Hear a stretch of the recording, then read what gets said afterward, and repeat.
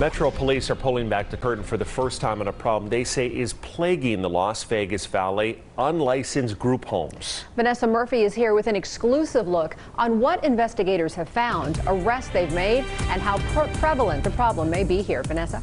Denise and Brian, Metro police tell us they've discovered 36 unlicensed group homes over the past 2 years. Licensed group homes have strict rules they have to follow. Some offer specialized care, but in unlicensed homes, police say the elderly, the homeless, and people with disabilities are recruited, ripped off, and placed in dangerous living conditions. These operators, they don't really see what we see, the victims. They see them as cash cows. Police say they discovered 18 elderly and vulnerable adults along with 2 children living in this 6-bedroom Eastside home in 2019.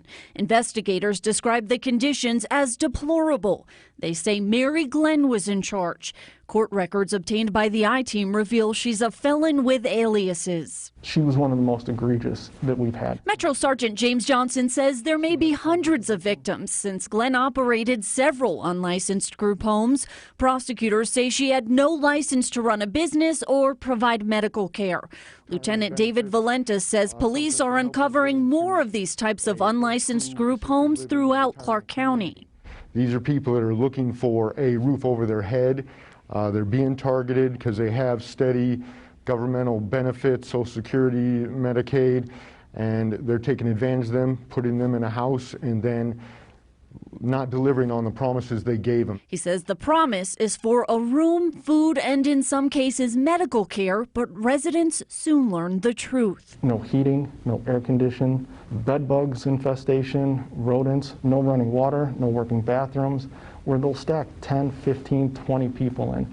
And remember, these people all need a higher level of care than you or I. Sergeant Johnson says residents in some homes may not even have access to their own money. Some victims with dementia may not understand how they got there. In some homes, there are individuals known as enforcers. They're anointed to be the caretaker, but realistically, they're there to make sure nobody causes waves, nobody notifies authorities, calls the police, so they can just keep the cash flow going. Investigators say Glenn and her partner Devin Floyd told police they made about $30,000 each month in mostly cash rent from various group homes they ran in the valley.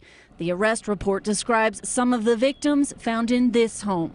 A 75-year-old with Parkinson's lying in his own urine who said he was fed once a day.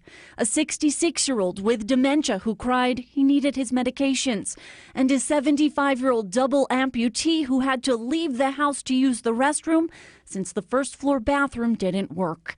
After police went in with a search warrant, some of the residents were taken to the hospital. The 2 children were placed with Child Protective Services. Glenn and Floyd face charges related to abuse and neglect of the elderly and the vulnerable. Both are in jail awaiting trial as investigators continue to find more unlicensed group homes. It's sad. It really is sad what somebody will do to somebody else just to make a few dollars. Prosecutors say while Mary Glenn was placed on house arrest, she fraudulently filed for unemployment and small business loans, and she received approximately $30,000. She faces additional charges now, and as I mentioned earlier, she's back in jail. No comment from the attorneys for Glenn and Floyd.